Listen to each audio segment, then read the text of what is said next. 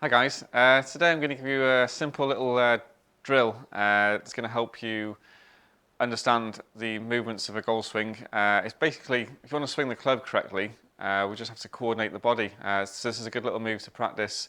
You've just got 5 minutes at home. It'll also help you increase your turn, which will lead to a bit more club head speed, obviously a bit more gain in distance then. So it's quite a simple little move. It'll look easy on camera, but if you got something to film yourself or looked in the mirror trying to perform the move, you'll see, especially after the first few attempts, it's not quite as you see when I do it. So what we do, we don't need a golf club for this. I want you to stand in golf posture.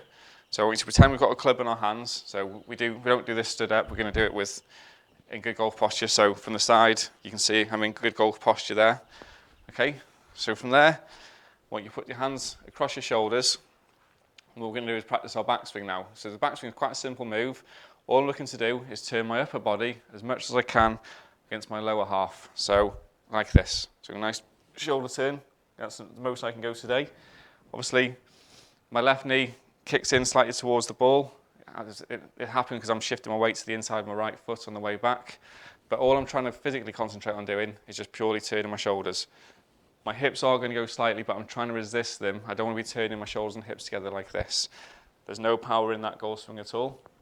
What you'll find when you get this right, you should feel that your right foot is gripping and twisting it wants to twist into the ground. That shows that you've transferred your weight to the inside of your right foot, not the outside. So this would be the wrong way. You can see I've moved off the ball. This is a classic swing that I see.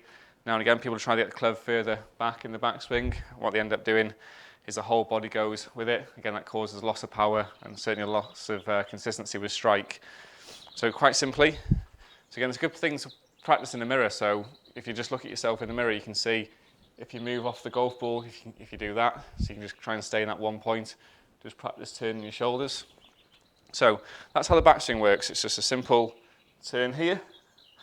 And from there, we now can practice our downswing.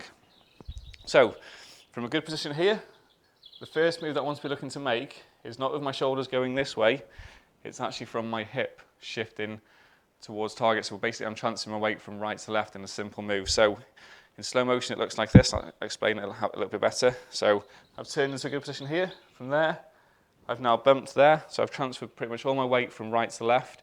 You can still see my shoulders are nicely coiled. And from there, I rotate through.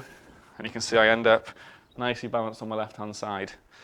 So we've turned back nicely, the way down. I've bumped my hips. So I've transferred my weight from right to left. And from there, I rotate everything through. So I rotate my hips and my chest towards target and finish in a nice balanced position. What happens with a slicer is the people who slice the golf ball, we obviously know that the club works across and slices across the golf ball. It's because from here, they just rotate. There's no transfer of weight. So one, it's quite a weak position. And again, when we do that, the club has to start working across the golf ball. So from behind, a slicer, you can see, does that way. So if I use my arms, you can see the club has to start coming across the golf ball. Whereas we want to be, nice turn. I've now driven my hips. You can see that's made my arms inside, and now I rotate through.